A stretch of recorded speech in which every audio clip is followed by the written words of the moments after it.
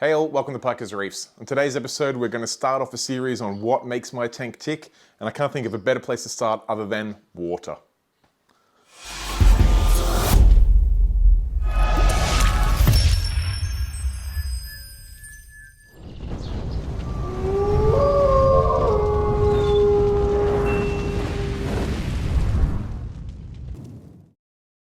A little while ago, I did a video going over all of the livestock in my tank. It went for 45 minutes, and strangely, despite being such a long video, it's actually nearing 100,000 views. And during that video, I've had a heap of comments about what is under the hood of that tank, and I tried to think about how I could go about putting that all into another big epic video, and I figured, yeah, it's a long video, so we're going to split it up and take it piece by piece. And in today's episode, we're going to look at the water. Alright, so first things first, we need to cover whether I run artificial salt water or natural salt water, and I'm here to tell you that I actually run both. Fair enough, the majority of the time I do run natural salt water, but even my natural salt water is a fairly special blend, and it's collected by Bruce, who lives in my hometown in Geelong. He's been in the aquarium trade for like decades, and I'm sure it's hard to believe, but he is in the aquarium trade for decades and now actually works at the university I work at, and he still collects water, and he has a top secret processing facility of how he processes that water. He doesn't just collect it and deliver it, he collects it at the right time from the right location, takes it home, processes it in a very secret squirrel method, which produces just absolutely perfect natural salt water. It comes with zero phosphate, zero nitrates, and all the other parameters around alkalinity, calcium, magnesium, all those parameters come dialed in exactly where I want them. So whilst it is a natural salt water in that it is taken from the ocean, it's about as artificial as it comes, in my opinion. Now, that being said, I never like to rely purely on that water because, you know, nature's a strange thing, and when you need big batch of water is potentially when either there's been lots of downpours recently, or the weather's not in good condition, or something's gone wrong with the processing of that water and there's just not a supply of natural salt water. Now, I don't want to just grab water directly collected and put in my tank because I don't like unprocessed natural salt water, so I always have a couple of buckets of salt on hand, and I've got ample RO water out in my shed. And that's so if any sort of disaster happens, I can make 1,000 litres of salt water like that. Thankfully, I've never had to make 1,000 litres of salt water like that, but I have had to go into those buckets a few times, and I have no massive brand loyalty when it comes to artificial salt water. Whilst I do like the Aquaforest Reef salt, I also like Red Sea Blue Bucket.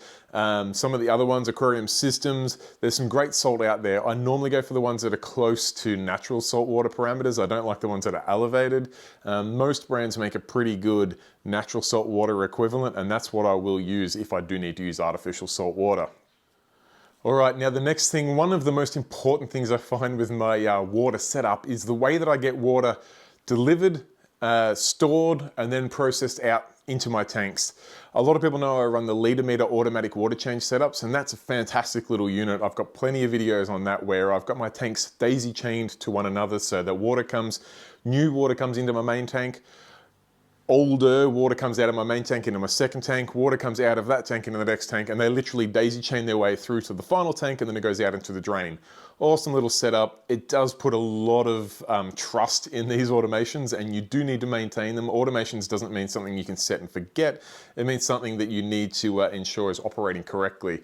And if you do let the maintenance slip or whatever, you will find soggy carpet or something going down the line. So it's not an absolutely silver bullet, something you do need to maintain quite often.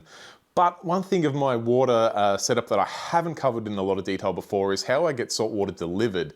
Now, I don't know about you, but I hate lugging buckets of water. It's absolute bane of this hobby, and I deliberately go out to remove any point of this hobby that I find absolutely painful.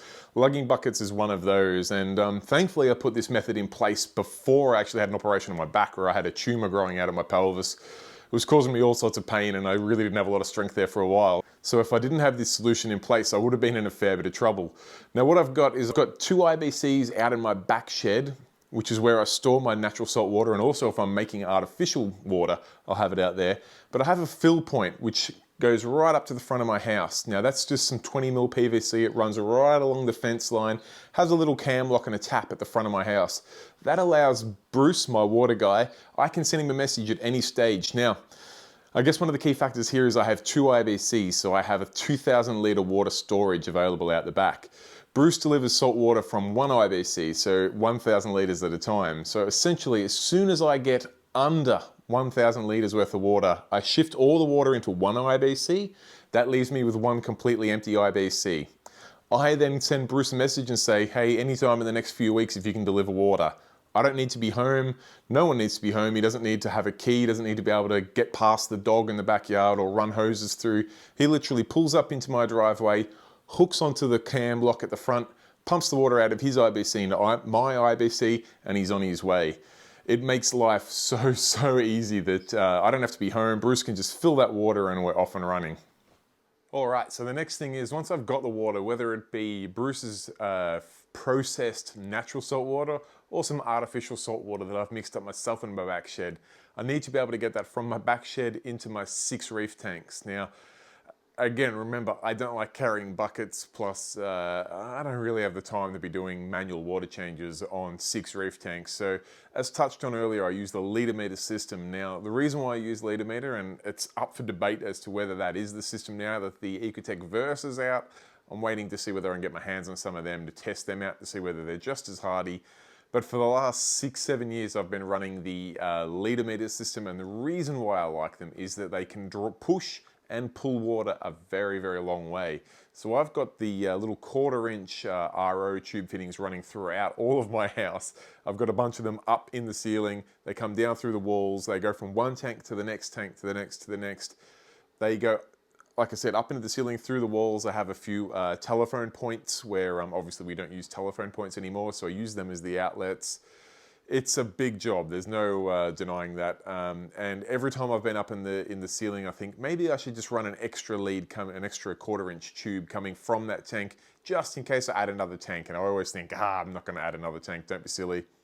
Sure enough, a few months pass, I see a deal, it's too good to be true, I buy another tank and I'm back up on the roof running another 1/4-inch tube, thinking, why didn't I just run an extra tube when I had the chance?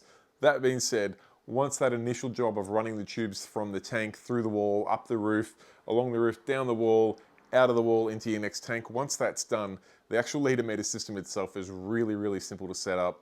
You do a quick calibration, you put in how many litres a day you want to do, you mount your tube for in and out of the tank into the appropriate spot in your tank, you're done. It's as simple as that. And you really, maintenance-wise, even though I said earlier on you need to keep on top of maintenance with these things because automations are only as good as you maintain them, they don't take that much maintenance. Realistically, I'll probably go over mine once every 2-3 months.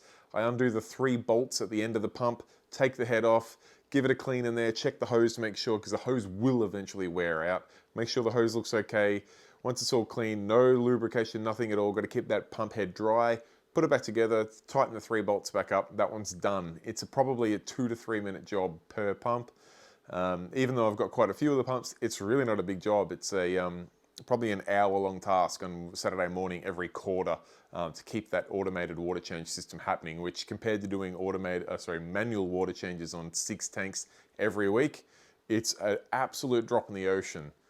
All right, I think that pretty well wraps up the first section of this video series on water, what water I use, how I get it, and how I get it into my tanks. If you feel like I've missed anything on that topic at all, feel free to pop the questions down in the comments below. I'll get to them. And of course, if you've got any particular areas of my tank you really want me to cover, I haven't actually really worked out what I'm going to do next. I was probably thinking mechanical filtration, go over that next. Then we could have a look at chemical filtration, things I dose, nutrient export, whatever else you want to go over. The pumps I run, the skimmer I use, whatever it may be, the calcium reactor, the media, the sulfur reactor. I don't know, I'm totally open to it. You were the guys are the ones that said that you wanted to see under the hood of my tank, so I'm happy to cover any and all of it in as much or as little detail as you want. So please give me some direction in the comments down below. I hope you've enjoyed the video. If you have, give it a thumbs up. And if you haven't already, please consider subscribing. It costs you nothing.